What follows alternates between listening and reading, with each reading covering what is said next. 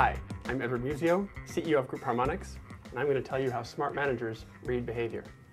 When an employee or coworker comes to you agitated, upset, or excited, it's in your best interest to respond in such a way that you increase the communication flow, but you don't add to the emotional content. To do that, smart managers know they need to read their behavior of the other person and respond accordingly.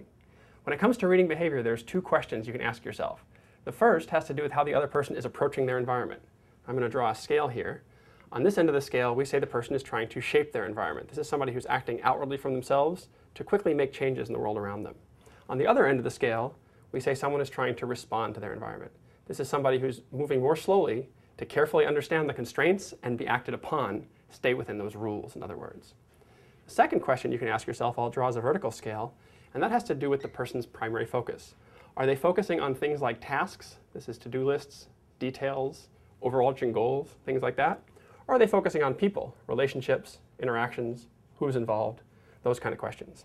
Now both of these are scales, the horizontal one and the vertical one. Both of them are something where you could fall kind of anywhere along the scale. But in most cases, if you're reading someone's behavior in the moment, you'll be able to notice on one or both scales that they're more this way or that way, more this way or that way.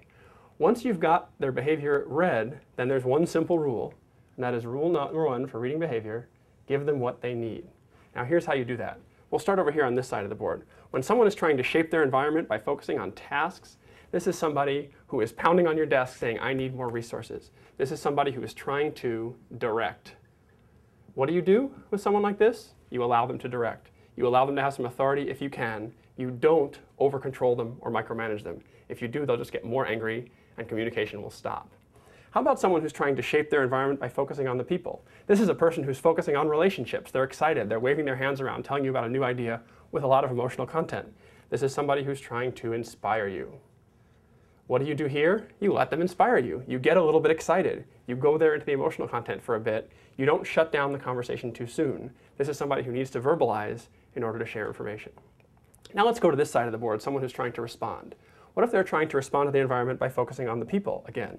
Well, this is somebody who's going to come to you in a more reserved way and talk to you about changes, how they're going to affect the people around them. Is everything going to be okay? This is someone who's trying to stabilize. Again, what do? You allow them to do what they need. You let them stabilize. You show them that you're systematic. You give them time to consider the people implications of what's going on. You don't rush changes or give them the idea that changes are happening in an unplanned manner. That'll cause them stress and they'll shut down. Finally, what about someone who's trying to respond to the environment focusing on the tasks? This is a person who brings you a lot of data and wants to go through it with you. It's somebody who wants to follow the rules, who wants to regulate. And as always, you give them what they need. You allow them to do analysis, you look through the analysis with them, you focus on the data.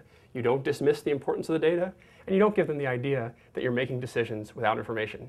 If you do, you lose trust and communication ceases. Now you can see that this model gives you a very simple four-square system for reading behavior. Rule number two is that when you use this model, you use it to read behavior. You don't use it to label people. When we measure people's actual behavioral styles, it's far more sophisticated than four squares. But in the moment, you can read someone's behavior. When they come to you, are they trying to direct? Are they trying to inspire? Are they trying to stabilize? Are they trying to regulate?